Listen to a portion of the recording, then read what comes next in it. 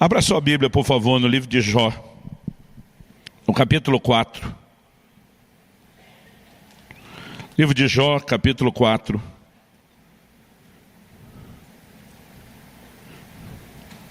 E nós vamos ler juntos do versículo 3 até o versículo 5.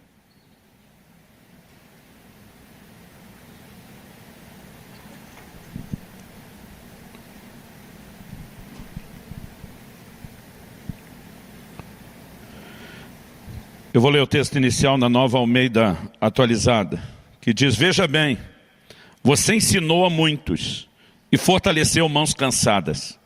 As tuas palavras sustentaram os que tropeçavam, e você fortaleceu joelhos vacilantes. Mas agora, quando chega a sua vez, você perde a paciência, e ao ser atingido, você fica apavorado. Nesse momento difícil da vida de Jó, seus amigos o rodeiam. A Bíblia diz que permanecem por vários dias sentado, ao lado de Jó em silêncio. A ideia e a intenção é trazer consolo. Em alguns momentos eles falam a verdade, põem o dedo na ferida. Em outros momentos, de forma equivocada, eles acabam julgando Jó, e Deus não gosta da forma como isso acontece. No entanto, acredito que nenhum de nós vai questionar a verdade dessas palavras de Elifaz, um dos amigos de Jó. Ele começa destacando o nível de desânimo a que Jó havia chegado, o nível de desencorajamento que ele estava experimentando. E é o que eu e você precisamos entender, e esse é o assunto da minha conversa hoje, lidando com o desencorajamento. Eu e você precisamos entender que isso é algo que acontece ao ser humano de uma forma geral. Mas nós precisamos entender que isso não acontece com alguém apenas porque essa pessoa esteja numa espécie de problema espiritual, ou porque não esteja bem com Deus. A palavra de Deus nos mostra, gente séria com Deus, conectada com o Senhor, tendo que lidar com o desânimo ou o desencorajamento. E a palavra de Deus nos mostra também que esse não é um assunto sem importância. O próprio Jesus usa a frase: tende bom ânimo. É lógico que muitas vezes isso pode acontecer num contexto de problemas. A maioria de nós não fica desanimado quando está no auge, vivendo tudo do bom e do melhor. E as situações que geram esse tipo de reação em nós, mas o Senhor Jesus nos ensinou: no mundo tereis aflições. Ele diz: mas tende bom ânimo. Em outras palavras, ele estava dizendo: não deixe as circunstâncias ditar o seu ânimo. Há outra realidade que pode governar você. Mas quando eu olho para Jó, eu vejo aqui o perfil de alguém que sempre foi um encorajador. O texto, de uma maneira muito clara, diz: você ensinou a muitos, você fortaleceu as mãos cansadas, suas palavras sustentaram os que tropeçavam, você fortaleceu os joelhos vacilantes. Em outras palavras, se tem alguém que entende encorajamento, é tu, meu irmão. Você tem praticado isso, você tem sido um instrumento de Deus para levantar os outros. Ele diz: mas agora, chegando a tua vez. O versículo 5 de Jó, capítulo 4, na NVI, foi traduzido assim: mas agora que se vem dificuldade, você desanima. E a verdade é que quando o assunto é desânimo, ou desencorajamento, não importa o quão encorajador você já possa ter sido com qualquer pessoa à sua volta. Quando chega a sua hora e o seu momento, toda a teoria e o conhecimento que você tem, que muitas vezes já pode até ter funcionado para levantar os outros, você descobre que ele parece ter uma grande dificuldade de funcionar em seu próprio favor. E esse é o ponto que eu quero explorar para essa nossa conversa hoje. Eu sei que hoje é o Dia das Mães, parabéns para todas vocês. Eu tentei, gente, achar alguma mensagem de mãe para pregar. Eu acho que tem coisa que eu sou muito ruim. Eu não consegui achar. Eu falei: meu Deus, a Bíblia é tão grande e não saiu nenhuma mensagem. Mas eu creio que Deus tinha um outro plano e um outro propósito. E que essa manhã não será só uma manhã de instrução, orientação, mas eu creio que será uma manhã de socorro e intervenção de Deus. Eu creio que você está num ambiente profético, de ação do Espírito Santo, de intervenção de Deus, onde a palavra pode te tocar de uma forma como você nem imagina. Seja esse o seu momento ou não. Eu quero chamar a sua atenção aqui para essa verdade que a palavra de Deus nos mostra e nos revela. Eu olho para Jó e descubro que Jó, à semelhança de outros homens e mulheres de Deus na Bíblia, era gente parecida comigo e com você.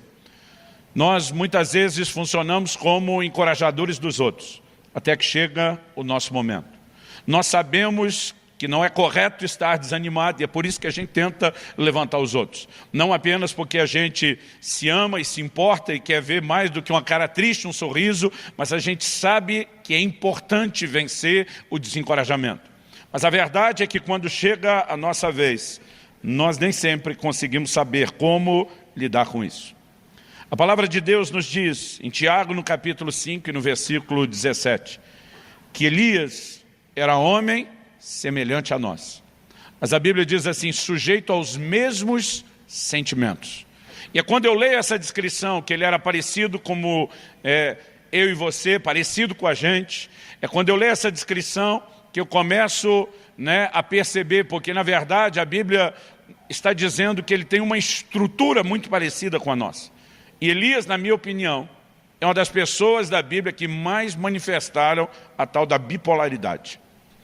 Uma hora ele está fazendo descer fogo do céu, vê uma nação inteira cair de joelhos gritando só o Senhor é Deus, vive um cenário de avivamento como poucos, mas daqui a pouco ele corre para uma caverna e ele pede para si a morte.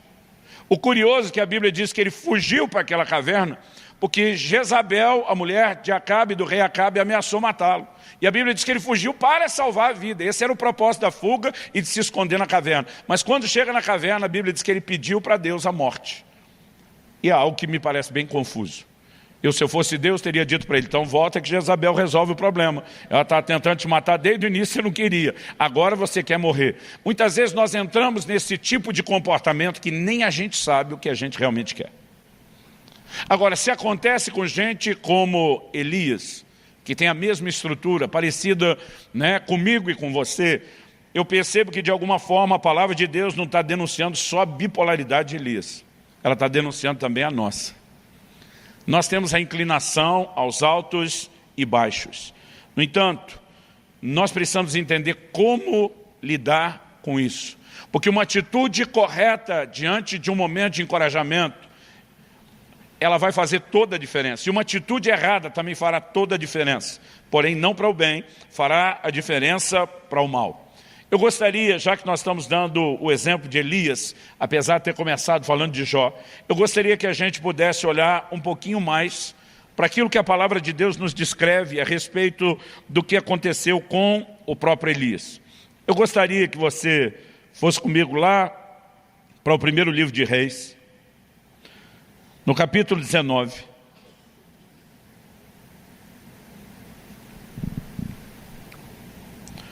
Primeiro livro de Reis, capítulo 19, a partir do versículo 1. Acabe contou a Jezabel tudo que Elias havia feito e como havia matado todos os profetas à espada. Então Jezabel mandou um mensageiro a Elias para dizer-lhe que os deuses me castiguem se amanhã a essas horas eu não tiver feito com a sua vida o mesmo que você fez com a vida de cada um deles. 850 profetas ao todo. Normalmente a gente lembra só dos de Baal e esquece os de Azera ou Azerá. 850 profetas, que serviam aos ídolos, aos falsos deuses, haviam sido executados depois daquele momento de arrependimento do povo e de volta do coração do povo para Deus. Agora, todos eles eram sustentados, promovidos por Jezabel. E agora Jezabel manda o recado, e o versículo 3 diz, Elias ficou com medo. Levantou-se e, para salvar a sua vida, se foi. Chegou a Berseba, que pertence a Judá. E ali ele deixou o seu servo. Ele mesmo, porém, foi para o deserto, caminhando um dia inteiro. Por fim, sentou-se debaixo de um zimbro, sentiu vontade de morrer e orou, basta, Senhor, tira minha vida, porque eu não sou melhor do que meus pais. Deitou-se e dormiu debaixo de um zimbro, e eis que um anjo tocou nele e lhe disse, levante-se e coma. Elias olhou e viu perto da sua cabeça um pão assado sob pedras em brasa e um jarro de água. Comeu, bebeu e tornou a dormir. E o anjo do Senhor voltou, tocou nele e lhe disse, levante-se e coma, porque a viagem será longa. Então Elias se levantou, comeu e bebeu, e com a força daquela comida, caminhou 40 dias e 40 noites até Horebe, o monte de Deus. Ali entrou numa caverna onde passou a noite. E eis que a palavra do Senhor veio a ele e lhe disse: o que você está fazendo aqui, Elias? Ele respondeu: tenho sido muito zeloso pelo Senhor, Deus dos exércitos, porque os filhos de Israel deixaram a tua aliança, derrubaram os teus altares, mataram os teus profetas à espada, só eu fiquei, e eles estão querendo tirar-me a vida. Então foi-lhe dito: saia daqui e fique diante do Senhor no monte. Eis que o Senhor estava passando, e um grande e forte vento fendia os montes, quebrava as rochas diante do Senhor, mas o Senhor não estava no vento. Depois do vento houve um terremoto, mas o Senhor não estava no terremoto. Depois do terremoto veio um fogo, mas o Senhor não estava no fogo. E depois do fogo veio o som de um suave sussurro. Quando Elias ouviu isso, cobriu o rosto com o manto e, saindo-se, pôs-se à entrada da caverna. Ao que ele veio, eis que lhe veio uma voz e lhe disse: o que está fazendo aqui, Elias? Ele respondeu: tenho sido muito zeloso pelo Senhor, Deus dos exércitos, porque os filhos de Israel deixaram a tua aliança, derrubaram os teus altares, mataram os teus profetas à espada. Só fiquei eu, e eles estão querendo tirar minha vida. Então o Senhor disse a Elias: vá, volte ao seu caminho para o deserto de Damasco. Chegando lá, unja Azael como rei da Síria, unja também Jeú, filho de Ninsi, como rei de Israel, e Eliseu, filho de Safate, de Abel-Meolá, como profeta em teu lugar. Quem escapar à espada de Azael, Jeú matará. Quem escapar à espada de Jeú, Eliseu matará. E também concevei em Israel 7.000, todos os joelhos que não se dobraram a Baal, e toda a boca que não o beijou. Vamos olhar para esse texto com aquela mentalidade de o que podemos tirar daqui, o que podemos aprender com isso. Eu gosto sempre de lembrar que Paulo, escrevendo aos Coríntios, diz que essas coisas aconteciam a Israel e foram escritas para nosso exemplo, para nossa advertência. Então, quais são as lições práticas? Primeiro, o anjo de Deus acorda Elias e manda ele comer. Depois disso, Elias vai dormir. Então, a primeira lição é que é bíblico tirar um cochilo depois da comida. Segunda lição, o anjo acorda e ele diz: come de novo. Também é bíblico repetir. Um dia desse, estava em algum lugar, eu já tinha comido num prato que era suficiente para a refeição, a comida estava muito boa. Eu lembro que eu falei: vou comer mais um pouquinho. Alguém me deu aquele olhar de censura. E eu falei: está na Bíblia. Elias repetiu e foi o anjo de Deus que mandou. Aí a pessoa olhou para mim e falou: mas caminhou 40 dias só com aquela comida depois. O senhor está planejando andar quanto depois? Eu falei: agora você acabou com a doutrina. Bom, brincadeira à parte, esquece o cochilo depois do almoço, né? O repetir a comida. O que é que a gente pode aprender aqui? Eu vejo um Elias que ele está em crise. É inegável que ele está em crise. A crise de Elias não é ministerial. Nós não podemos dizer que ele se sentiu um fracasso. O cara acabou de viver talvez um dos momentos mais gloriosos do seu ministério e do que qualquer ministro desejaria ter vivido. Ver fogo descendo do céu, ver um duelo de deuses, ver, né, o inimigo sendo envergonhado, uma nação se voltando para o Senhor. Ele vive as manifestações de Deus de uma forma muito intensa. Ele está tendo resultados no seu ministério. Ele pessoalmente viveu o cuidado do Senhor de uma forma singular. Durante os 3 anos e meio de seca, Deus o sustentou de forma sobrenatural. Corvos levavam alimento, pão e carne para ele todos os dias. Quando o ribeiro se seca, Deus provê novamente de uma forma milagrosa aquilo que ele precisa. A gente olha para Elias e não dá para dizer nem que nas suas circunstâncias ele se sentia abandonado por Deus e nem que o ministério não tivesse rompido ou tido resultados. A crise de Elias não é necessariamente a crise de alguém que está vivendo o fracasso. Não é necessariamente a crise de alguém que não teve contato com nenhum tipo de sucesso. E eu acredito que essa informação é importante, porque muitas vezes nós podemos deduzir que desânimo, que desencorajamento vem de quando a gente não consegue ter nenhum tipo de realização. Eu quero te dizer que isso não é verdade. Nós podemos estar vivendo um ambiente de realizações, e porque temos determinados anseios dentro de nós que não foram satisfeitos, nós podemos deixar que esse nível de anseio não satisfeito, às vezes fale mais alto do que tudo aquilo que foi satisfeito. E eu acho que isso é parte do assunto que a gente tem que levar em questão. Porque se você está enfrentando momentos de desencorajamento, você precisa tentar enxergar com clareza o seu quadro e a sua situação. Eu olho e não vejo um Elias que está debaixo de estresse físico. Com a força daquela comida, o homem andou 40 dias. Ele está sobrenaturalmente sustentado. Então, a gente também não pode dizer que é meramente isso. A crise dele não é falta de unção, porque ele viu descer fogo do céu. Não é falta de fé. Além do sustento sobrenatural dos corvos, nós vemos o homem orando e Deus fechando os céus, orando de novo e Deus abrindo os céus. Então, qual era o problema de Elias? Uma coisa que me chama a atenção é que no versículo 4 que nós lemos, antes de chegar na caverna, no início da fuga, ele diz para Deus o seguinte: eu não sou melhor do que meus pais. Aqui talvez a gente tenha o grande desabafo de Elias. O problema não é Jezabel. O problema não é a circunstância que ele está lidando. O problema são expectativas frustradas. Eu não sei o quanto ele quis ir além da geração de seus pais, mas não importa onde ele tinha chegado, de alguma forma ele está se medindo e dizendo: eu não sou melhor, eu não fiz diferença, eu não cheguei onde deveria ter chegado. E nós temos alguém que está expressando essas expectativas frustradas. A palavra de Deus diz em Provérbios capítulo 13, versículo 12, que a esperança adiada, ela entristece o coração. Aquele tipo de coisa que você espera e acaba nunca chegando. Ele pode, muitas vezes, trazer um grande estrago emocional dentro de você. Agora, a pergunta é, algumas coisas que nós estamos esperando e que não se concretizam, deveriam necessariamente estar sendo esperadas? Há coisas que são parte de uma promessa de Deus, de um sonho que Deus colocou no nosso coração. Mas há coisas que a gente simplesmente decide que precisa delas, sem que Deus tenha nenhum tipo de compromisso com a nossa decisão.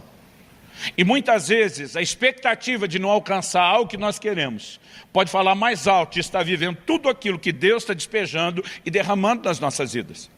O ser humano consegue ter essa capacidade de muitas vezes não se contentar com nada do que ele está alcançando. Quando a Bíblia fala sobre contentamento, ela nunca está limitando o assunto só a coisas materiais.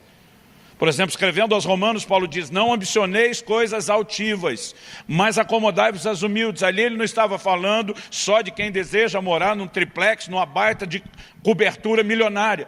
Ele está falando sobre pessoas que querem realização, que querem um lugar de conquista na vida, que querem reconhecimento muitas vezes. E nós precisamos entender quais são as nossas expectativas. Porque quando Deus coloca um sonho no nosso coração, quando Deus faz promessas, nós temos não apenas o direito, mas a responsabilidade de crer, de lutar por isso até que a gente viva. Mas há momentos onde Deus não falou nada a respeito de um assunto, não prometeu nada, e a gente enfiou na cabeça, encasquetou que a gente quer porque quer aquilo, e muitas vezes a frustração de não viver aquilo fala mais alto de toda a realização do que tudo que Deus está fazendo. E isso não se mostra saudável.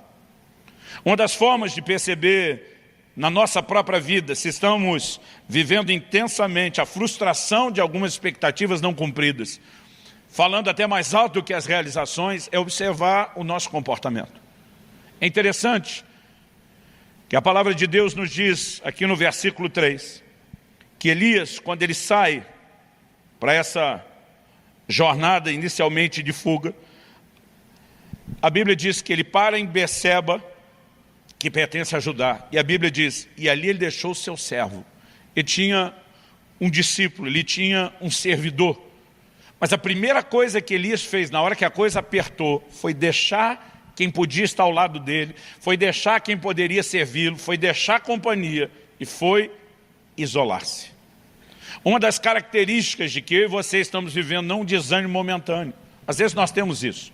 Acordamos uma certa manhã e o dia não parece colorido, ele parece branco e preto. Às vezes nós temos um momento. Mas um momento, como disse Efésios, o dia mau, aquele dia que está dando tudo errado, que você realmente percebe que tudo está fora do normal, ele pode simplesmente voltar ao normal no dia seguinte. Eu não estou falando de um desânimo ou de um abatimento momentâneo. Mas quando nós estamos vivendo um período de desânimo prolongado, mesmo no meio de conquistas e realizações, nós precisamos avaliar o nosso coração. E às vezes uma boa forma é analisar o comportamento. Quando a gente começa essa atitude de se isolar, de não querer estar junto, de não querer companhia, é um indício de que algo no nosso coração não está muito correto. A palavra de Deus diz, lá no livro de Provérbios, aquele que se isola, insurge-se contra a verdadeira sabedoria. está buscando só o seu próprio desejo. Eu sei que pode haver momentos de isolamento com um propósito muito específico. Jesus vai 40 dias para o deserto a fim de orar, de jejuar, de buscar a Deus. Mas nós estamos falando de algo pontual, não de um estilo de vida. Nós estamos falando de algo que tem um propósito e se demonstra muito frutífero. Mas muitas vezes, quando simplesmente estar com os outros já não está nos fazendo bem, isso deveria ser um alerta de que algo no nosso coração merece a nossa atenção, merece o cuidado. Uma segunda coisa que eu percebo aqui, isso tanto no versículo 3 nós lemos, como depois no versículo 9, a palavra de Deus diz que ele entra numa caverna, onde passou a noite. Há algumas cavernas emocionais nas quais eu e você entramos e também nos fechamos. É aquele momento onde a gente já não quer ver gente, onde a gente já não quer ver a luz, onde a gente já não quer ver nada e nem ninguém. Mas além do isolamento, normalmente, quem está lidando com esse tipo de expectativa frustrada que gera o desânimo, ele tem sempre um senso de injustiça que ele carrega dentro dele. Depois de 25 anos de pastorado, atendendo e ouvindo gente, eu percebo, por estatística, o quanto isso é comum nas pessoas que estão lidando com esse tipo de coisa. Um senso de injustiça. Elias diz para Deus, mataram os teus profetas à espada, só eu fiquei. E só eu fiquei se tem alguém que te levou a sério, que te honrou, que sobreviveu para manter o ministério e a tua obra viva, sou eu. Em outras palavras, o Senhor tinha que estar me protegendo de uma maneira especial. Eu não tinha que estar correndo da Jezabel por fazer a sua vontade. Deus nem discute se Jezabel está caçando ele ou não. Deus olha para ele e diz, ei, tem 7.000 que não dobraram os seus joelhos a Baal. Você acha que só você é o cara, que só você ficou? Você só está enxergando você porque você desconectou dos demais.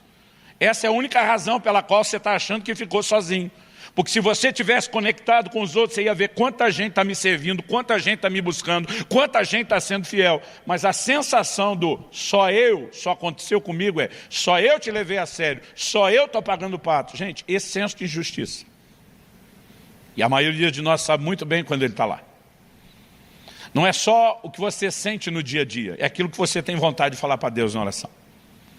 É quando você está orando e diz, Senhor, apesar do Senhor ter dito, nunca te deixarei, jamais te abandonarei, parece que o Senhor não andou se lembrando do que prometeu. Nós podemos perceber nesse tipo de conversa que ele simplesmente está transbordando parte de uma crise interior.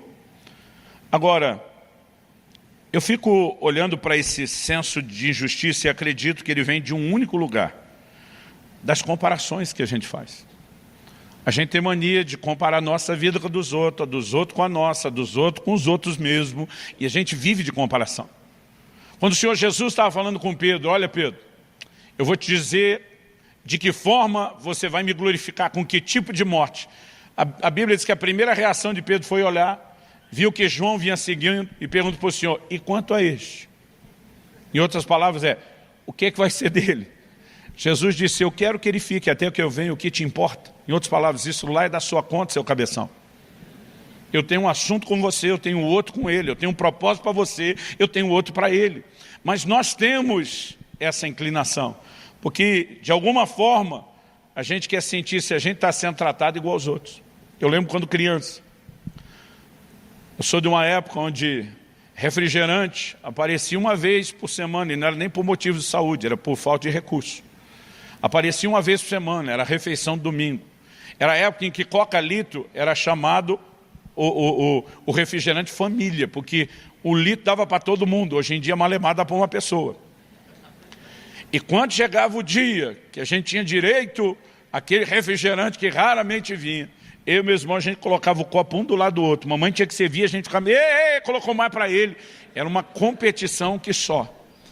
Dá para entender, você vê crianças fazendo isso. Difícil seria entender adultos fazendo isso. Mas a verdade é que espiritualmente, muitas vezes, nós estamos agindo assim com Deus. O irmão foi um pouquinho abençoado. Em vez de você se alegrar com os que se alegram, você já começa a dizer, ei, eu. Porque essa inclinação à comparação, essa nossa falta de entendimento de que Deus tem um plano personalizado, desdobramentos personalizados, ela muitas vezes é injusta. Muita não, quase sempre. Porque no momento que você está vivendo a glória e o bom momento, você não fica olhando para o outro e dizendo, "Ê, Deus, e ele?" Aí normalmente você só está sorrindo. Você não está nem um pouco preocupado se o seu irmão não está sendo tão abençoado quanto você. Mas se ele estiver sendo mais do que você. E a gente não chama isso de inveja. A gente chama isso de um medidor da expressão do amor, do jeito que a gente entende. Fica mais bonito, não é? Dá na mesma. Quando eu olho para a palavra de Deus, eu percebo que, assim como Elias, a Bíblia diz que eu e você somos semelhantes, né? Ou ele era semelhante a nós somos semelhantes a ele, nós podemos agir da mesma forma. Agora, eu acredito que além de procurar entender qual a razão de eu e você estarmos lidando com algum nível de desencorajamento, nós precisamos também compreender como nós lidamos não só com a circunstância, mas com aquilo que Deus fala conosco.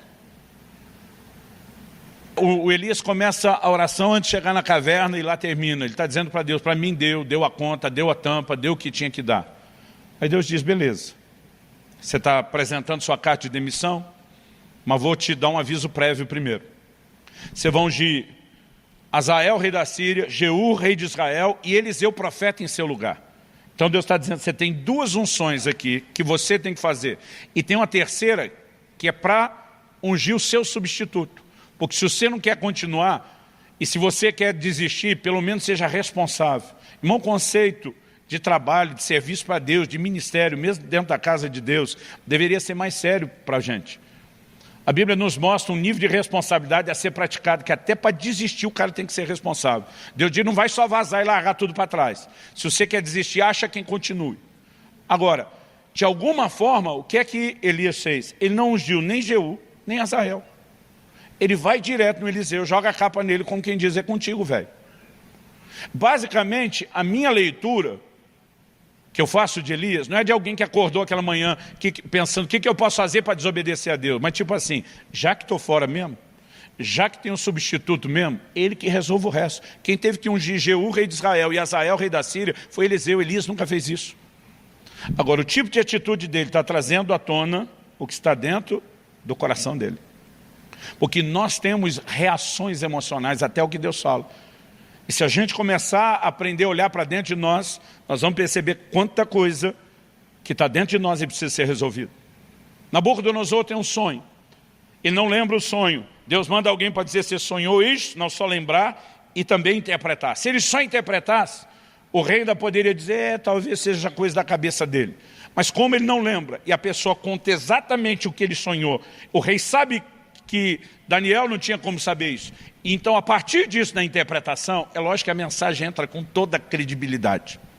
E aí Deus diz o seguinte, através de Daniel, que está diante do rei, diz, olha, você viu uma estátua com 4 tipos de metal, você é a cabeça de ouro. A estátua representava os impérios mundiais. O Senhor diz, você é a cabeça de ouro, mas depois de você virá um reino inferior ao teu. Nós sabemos que Babilônia foi o primeiro império mundial, mas foi sucedido pelos medo-persas. Mas haveria uma terceira mudança de metal. Os medo-persas foram sucedidos como império mundial pela Grécia, que por sua vez foi substituído por Roma. Antes de Babilônia, ninguém nunca dominou o mundo. Depois de Roma, ninguém nunca mais dominou o mundo. Naquela estátua que representava o império mundial, Deus diz, vão ter 4 reinados. Aí o Senhor está falando para o Nabucodonosor, você é a cabeça de ouro, mas você não vai ficar aí muito tempo não, daqui a pouco vão tomar o seu lugar. Se coloca no lugar do homem, que foi o primeiro a dominar o mundo. Você queria sim ser substituído? Capítulo 3 de Daniel começa logo depois dessa história, dizendo que ele mandou construir uma estátua. O que é que ele tinha sonhado? Com uma estátua gigante. O que é que ele mandou construir? Uma estátua gigante. Qual a diferença entre a estátua que ele mandou construir e a que ele sonhou? Que naquele sonhou, só a cabeça era de ouro. Agora ele manda fazer uma estátua inteira de ouro. O que você acha que ele está dizendo, consciente ou não? Para mim está dizendo, é ruim que eu sou a cabeça de ouro e você trocar depois. Eu sou a estátua toda, eu cheguei para ficar, daqui ninguém me tira. A reação dele ao que Deus falou não é muito difícil de perceber ou entender. Eu quero te perguntar, normalmente, quais são as suas reações ao que Deus está falando sobre você, a sua condição e o seu estado? Porque isso vai revelar mais a respeito de você e do estado do seu coração do que você pode imaginar. Não tem como Deus simplesmente tirar eu e você dessa crise, se nós não tivermos a capacidade de reagir de uma forma correta ao que Ele está fazendo. Mas já que nós falamos em crise, a segunda coisa que eu quero abordar aqui, depois de falar da crise de Elias, que é parecida com muitas vezes as nossas, é a forma de Deus agir em nossas crises. Em primeiro lugar, a gente tem que entender por que Ele deixa a gente passar por crise. Hebreus, capítulo 5, versículos 7 e 8, está falando de Jesus. E diz que Ele aprendeu a obediência pelas coisas que sofreu. Irmão, se Jesus, que era Jesus, tinha aprendizado a tirar do sofrimento, é sério que você se acha tão melhor do que Ele, dizendo eu não preciso aprender nada no meio de nenhuma crise ou sofrimento? As crises que muitas vezes nos passam, esse sentimento, essa emoção de um abandono de Deus, na verdade são parte de um investimento, de um trato, de um projeto, de um processo de Deus para o nosso crescimento e para o nosso amadurecimento. Ninguém falou nenhum amém, ó, que coisa interessante. Eu olho para a palavra de Deus e eu fico também me perguntando, se eu e você escapássemos da possibilidade de qualquer crise, e aqui eu quero falar em especial, né? Sejam pais, qualquer nível de liderança que você vai exercer, sejam discipuladores, líderes de célula, né? Sejam pastores, pregadores, nós seríamos péssimos líderes. Porque a nossa capacidade de conectar com gente normal, que também vai passar por isso, ela estaria muito limitada e comprometida. Quando a Bíblia fala de Jesus como nosso sumo sacerdote, diz, nós não temos um sumo sacerdote que não possa se compadecer das nossas fraquezas. A Bíblia diz, porque Ele, a nossa semelhança, foi tentado em todas as coisas. Ou seja, Ele pode hoje nos socorrer, porque Ele sabe exatamente aquilo que nós enfrentamos, porque Ele enfrentou a mesma coisa na pele. Eu me lembro de um dia que Israel chega em casa, e eu já sabia pela linguagem corporal, pelo medo que ele estava manifestando de ter uma conversa comigo. Eu também tinha informação privilegiada da mãe, que acompanhava bem de perto ele na escola, e eu sabia que ia chegar uma nota vermelha no boletim. Eu me senti culpado, resolvi arrastar a família comigo para uma semana de ministrações no Nordeste, porque eu não queria estar muito desconectado deles, e aquela matéria que Israel perdeu naquela semana, quando ele chegou, mal deu tempo de recuperar, já teve uma prova surpresa, e ele acabou indo mal. Eu já tinha ouvido, para não dizer um sermão, as considerações da mãe pedagoga, a respeito do que eu tinha feito, e eu já sabia o que tinha acontecido. Mas Israel chega, ele está com medo. Dá para ver assim que ele, né, tremia feito vara verde, cabeça baixa, não conseguia me olhar, ele tinha uns 11 anos de idade. Eu falei, filho, o que está acontecendo? Que? Nada. Eu falei, filho, você não consegue esconder que você está apavorado para me contar alguma coisa. Eu acho que deve ter um boletim aí dentro da sua mochila, que você não sabe como entregar. Deus te mostrou, pai. Não, filho. Você revelou para mim tudo isso. Aí nós vamos conversar. Minha preocupação é aliviar a barra. Eu estou vendo o quanto aquilo está pesando. Eu lembro que eu olhei para ele e falei, filho, presta atenção, para. Antes da gente conversar qualquer coisa. Primeira coisa que você tem que saber. Suas notas são melhores do que as minhas eram. Sério, pai? Sério. Né? Naquele momento ele me olha com a cara assim, então você me entende. Falei, o problema é que sua mãe nunca tirou nota baixa na vida. Ela só tirava 9 e 10, então ela nunca vai te entender. E apesar daquela brincadeira, naquele momento, tentando deixá-lo à vontade para a conversa que a gente teria, eu fiquei pensando a diferença, depois de ter falado aquilo, entre alguém que já viveu o que alguém está vivendo e alguém que não viveu aquilo. Muitas vezes a nossa capacidade de conectar, né, com compaixão, com misericórdia para aqueles que estão em crise, ela seria quase nula se a gente nunca tivesse vivido nenhum tipo de dilema ou de crise. E Deus permite que a gente passe isso não apenas para o nosso crescimento, mas para criar em nós uma capacidade de conectar com aqueles que estão à nossa volta e precisam da misericórdia que eu e você já precisamos um dia. Quem está entendendo, diga amém. Agora, como Deus age nas nossas crises de desânimo ou desencorajamento? Uma coisa que me chama a atenção nesse texto que nós lemos é que Ele não nos impede de entrar na crise e às vezes Ele ainda dá corda para a gente. O Elias está correndo, aí ele para, e o anjo de Deus vem e dá uma comida. Ele come, dorme, o anjo acorda ele e diz, come de novo que você vai precisar disso. A jornada é grande. Aí ele anda 40 dias e chega na caverna. Quando ele chega na caverna, pergunta a Deus para ele, que fazes aqui, Elias? Nenhum momento Deus mandou ele ir para a caverna. Nenhum momento Deus mandou ele atravessar o deserto. Aquela decisão era de Elias. Mas Deus diz, já que tu decidiu viver esse negócio, eu vou pelo menos tentar te dar um gás para que você não morra no meio do caminho. Mas depois de chegar lá, o mesmo Deus que o sustentou no caminho pergunta, o que é que você está fazendo aqui? Em outras palavras, eu não te sustentei porque você precisava vir para cá. Eu só te sustentei porque eu não te abandono. Agora, quem tem que responder o que é que está fazendo aqui é você. Porque a escolha foi sua.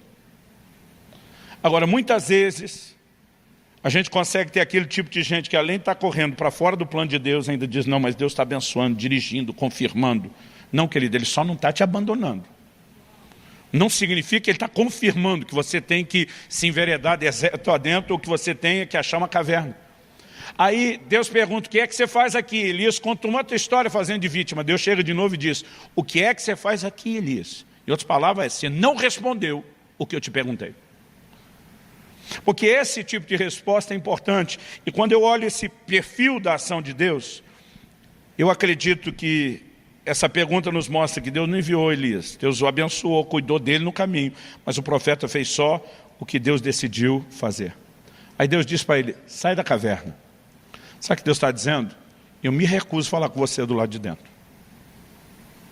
Eu posso ter apoiado você no sentido de não te abandonar até chegar aqui. Mas se você quer uma reviravolta, se você quer escutar minha voz, se você quer entender os novos desdobramentos, sai daí. Quem entrou na caverna foi você, quem sai é você, eu não te tiro daí, sai. E é só depois que ele sai, que Deus fala com ele lá. Nós precisamos entender que muitas vezes estamos vivendo o fruto das nossas escolhas, das nossas decisões. Ainda que elas foram ofuscadas por sentimentos, emoções erradas, bagunçadas, Deus está dizendo, começa a arrumar a bagunça que você fez, porque eu sozinho não vou fazer isso tudo por você não. Quem está entendendo, diga amém. Quem está pensando em alguém que tinha que estar aqui ouvindo essa mensagem, não diga amém. Nesse processo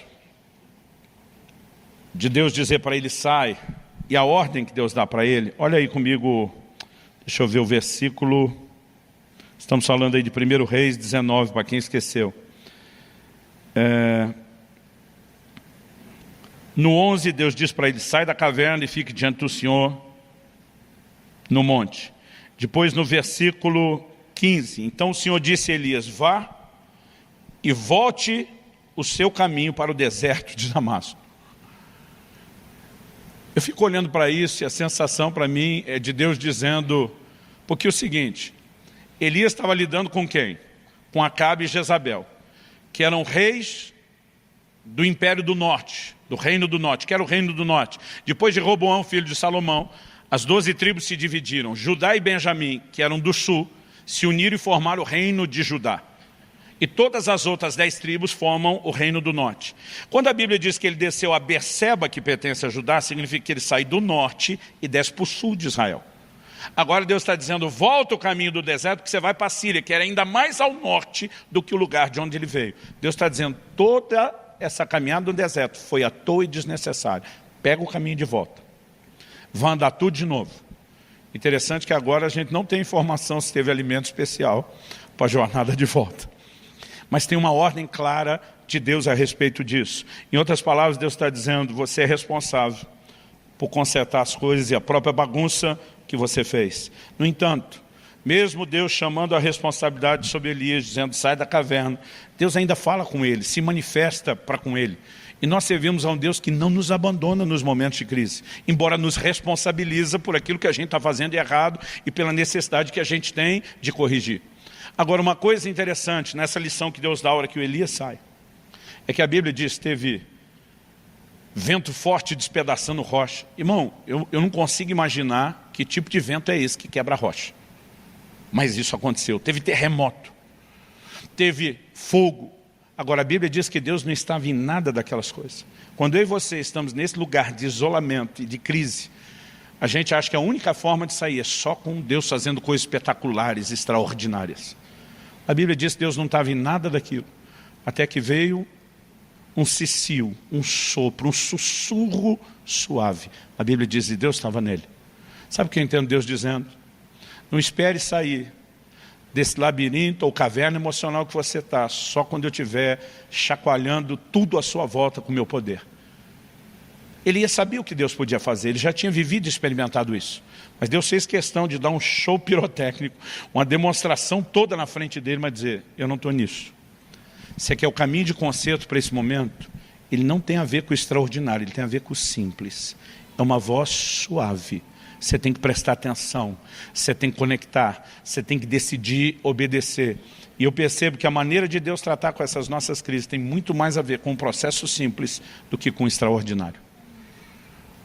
E muitas vezes nós não arredamos o pé do lugar porque achamos que está faltando mais barulho, está faltando mais terremoto, está faltando mais fogo.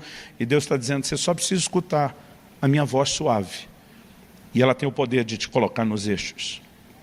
Mas para a gente terminar, a verdade é que quase sempre, quando a Bíblia fala da gente tendo que lidar com esses dilemas emocionais, a Bíblia fala de uma responsabilidade que eu e você temos de nos fortalecer no Senhor.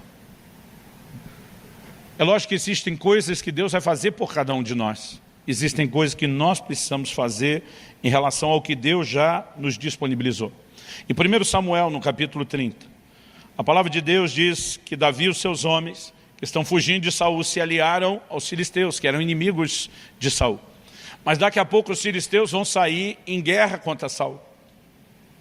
Davi se dispõe e diz, eu vou com vocês guerrear. Os capitães dos filisteus se olham entre eles e dizem, não vão levar um menino não. Ele é inimigo de Saul, é o cara que Saul mais procura, que é a cabeça dele, mas se ele tiver uma chance de tentar se redimir, ser aceito, é se virar contra a gente na guerra e tentar ganhar o coração de Saul. Não vamos levar esse cara em encrenca. Aí os reis dos filisteus conversam, dispensam Davi. Davi e os seus homens voltam para casa. Já devem estar frustrados que não puderam sair à batalha, mas quando eles chegam, a palavra diz que Ziclag, o lugar onde eles estavam morando, havia sido saqueada pelos amalequitas, havia sido incendiada. Quando eles chegam, não encontram absolutamente nada naquilo que deveria ser o lar do lar. Tudo destruído, tudo queimado. Então, assim, a própria estrutura onde eles viviam, ela está toda destruída. Os familiares foram levados, os bens foram saqueados. E a palavra de Deus diz ali em 1 Samuel, no capítulo 30, se você for rápido de endereço e quiser acompanhar, no versículo 4, a Bíblia diz assim, então Davi e o povo que estava com ele ergueram a voz e choraram, até não terem mais força para chorar. Gente, não é que eles pararam de chorar porque foram consolados. Eles pararam de chorar porque não tinha mais força de continuar chorando. Agora, eles estão numa crise, no estado de desolação, sim. Versículo 6 diz assim, Davi ficou muito angustiado, pois o povo falava de apedrejá-lo. Uma lição que aprendi cedo, você quer ser o líder, você vai pagar o pato por muita coisa. Porque quando as pessoas estão amarguradas, elas sempre têm que culpar alguém. E de repente eles começam a olhar para Davi e dizem, tudo isso é por causa de você. Foram eles que foram atrás de Davi, eles decidiram andar com Davi, né? Foi a dispensa de Davi que ainda dá tempo depois deles consertarem a situação, mas naquele momento ninguém entende, porque o coração deles estava amargurado. O versículo diz, pois o povo falava de apedrejá-lo, porque todos estavam amargurados, cada um por causa de seus filhos e suas filhas. E o texto diz assim, mas Davi se reanimou no Senhor seu Deus. Quando ele vê aquela turma já falando em apedrejar, ele disse, se eu não reagir, essa história vai acabar aqui, vai acabar da forma mais trágica. Há um momento onde a minha e a sua ficha tem que cair, de que nós temos que reagir, de que nós temos que decidir mudar e virar o jogo. E a Bíblia diz que ele se fortaleceu no Senhor. A tradução que eu estou lendo diz que ele se reanimou no Senhor. É possível você encontrar ânimo no Senhor, porque você decide buscar e encontrar isso. Quem está entendendo, diga amém.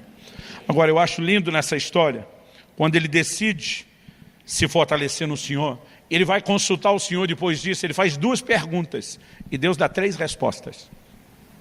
Dá uma olhadinha nesse texto aí de 1 Samuel 30. O texto diz assim, no versículo 7, disse Davi a Abiatar, o sacerdote, filho de Ameleque, traga aqui a estola sacerdotal. E Abiatar a trouxe a Davi. Gente, em momentos de dor, nós precisamos aprender a recorrer à presença de Deus. Por favor, diga amém. Verso 8, então Davi consultou o Senhor dizendo, devo perseguir esse bando? Conseguirei alcançá-lo? Então, em primeiro lugar, a gente tem que tentar alguma coisa? Sim. Se a gente tentar, nós vamos achar o bando? Ou vai ser um esforço inútil, perseguir gente no deserto que talvez não deixe o rastro? São as duas perguntas que ele faz. O Senhor respondeu: 1, persiga o bando.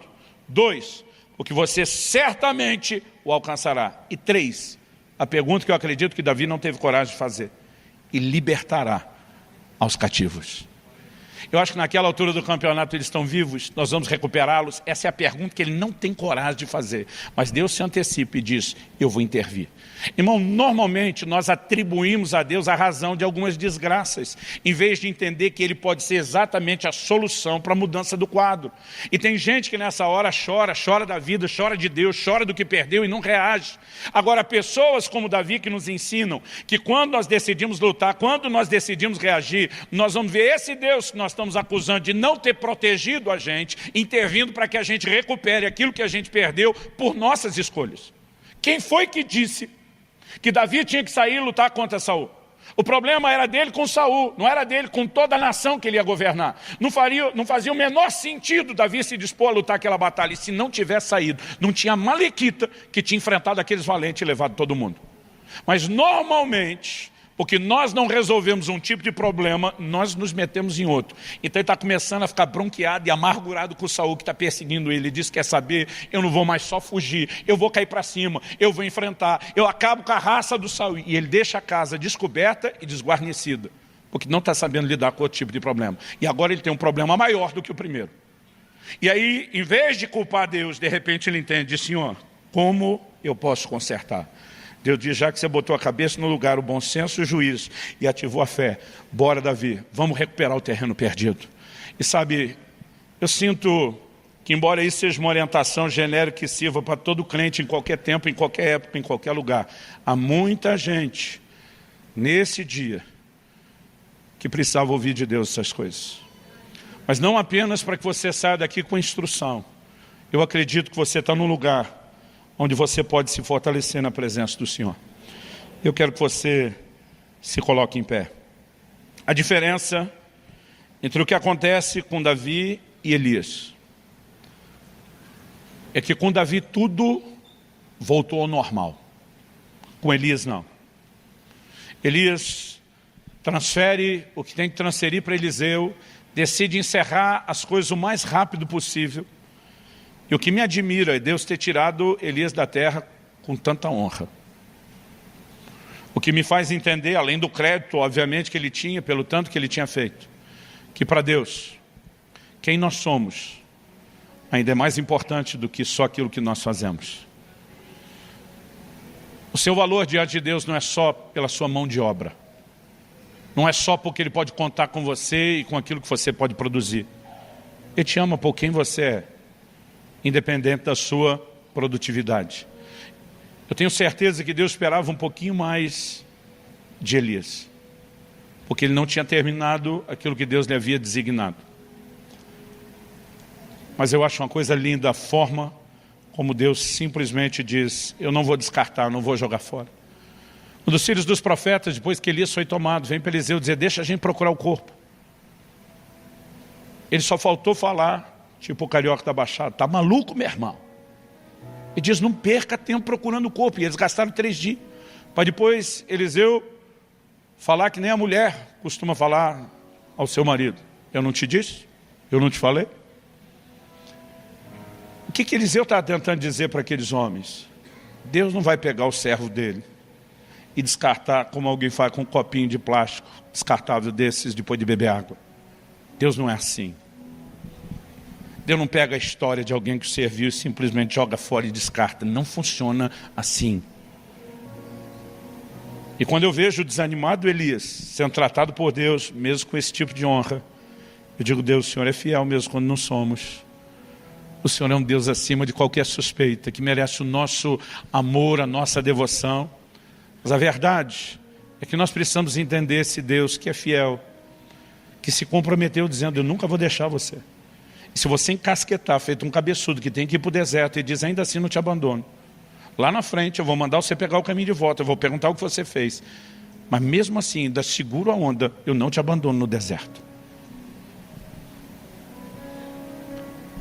Quando o amor de Deus e o seu caráter começa a ser melhor entendido, Isso nos sustenta em momentos difíceis. A mulher de Jó está tão apavorada, está acontecendo, ela diz, amaldiçoa Deus e morre. Ele diz para ela, você fala como uma louca.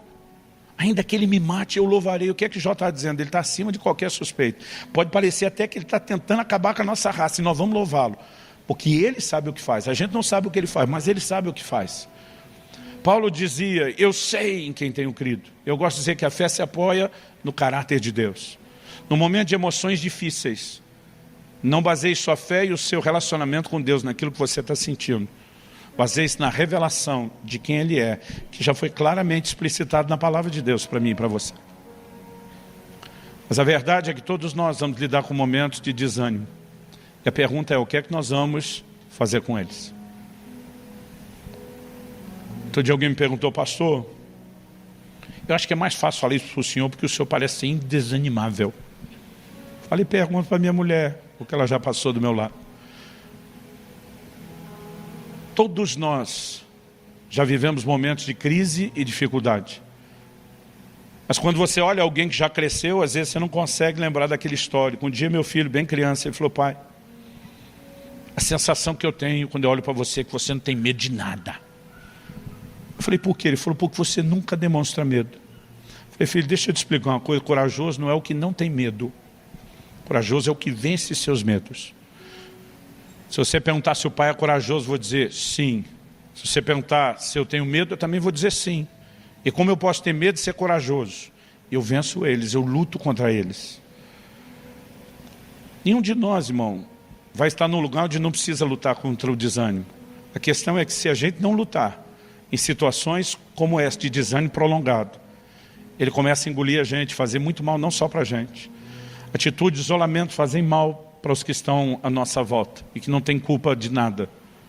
Atitudes de crise, de expectativa frustrada como essa fazem mal para o nosso relacionamento com Deus.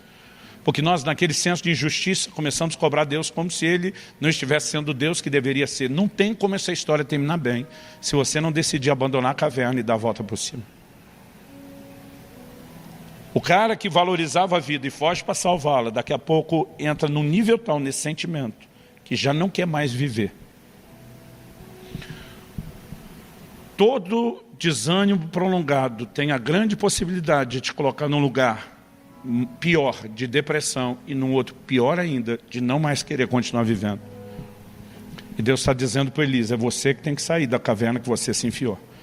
Eu vou intervir na sua vida, mas você toma essa decisão. Então, hashtag fica a dica para você que está lidando com isso nesse momento, de tomar a sua decisão, sabendo que vai poder contar com a ação e com a intervenção de Deus. Eu gostaria que nós orássemos. E se você é alguém que não necessariamente está vivendo um momento de desencorajamento ou de desânimo, eu creio que no mínimo esse é um momento não só de aprender a lição, mas de talvez orar por alguém que você lembre de alguma forma que está vivendo ou passando um momento desse.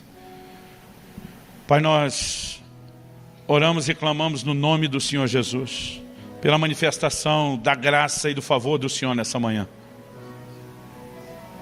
Eu oro que esse possa ser um dia de festa, não apenas por celebrarem e honrarem as mães ou o legado que elas deixaram, mas eu oro que esse possa ser um dia de alegria, também por ser, ó Deus, o início da mudança, da reversão de um quadro de desânimo, de angústia, de peso, de opressão emocional. Nós oramos, Espírito Santo, a você o Consolador, orando que a capacidade de entender e aplicar a Tua palavra debaixo da Tua orientação e intervenção também se manifeste. Nós suplicamos nessa manhã graça e favor do Senhor sobre cada um dos nossos irmãos e irmãs. Em nome do Senhor Jesus. Em nome do Senhor Jesus.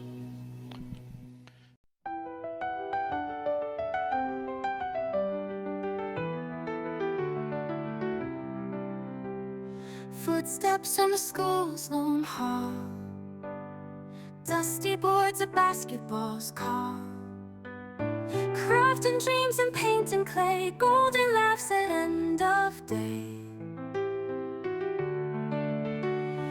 Twilight songs, the choir's sweet hum, fingers colors dance on keys they drum. Strings of life and violins, swirling skies, the peal begins. Oh, the joy in our young hearts. Time's a river flowing parts. Moments stitched in after school. In each nook we find our jewel.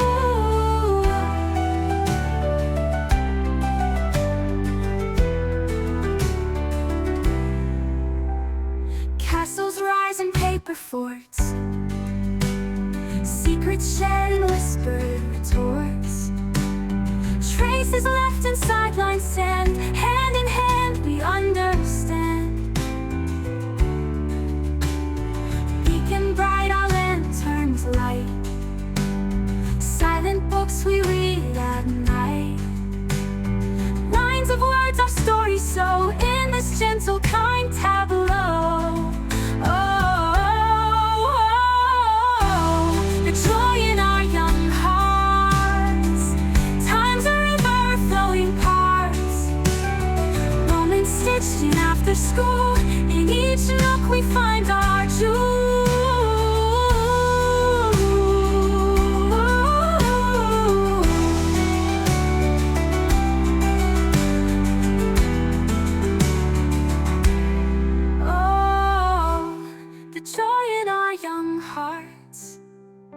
Time's a river flowing parts. Moments stitched in after school. In each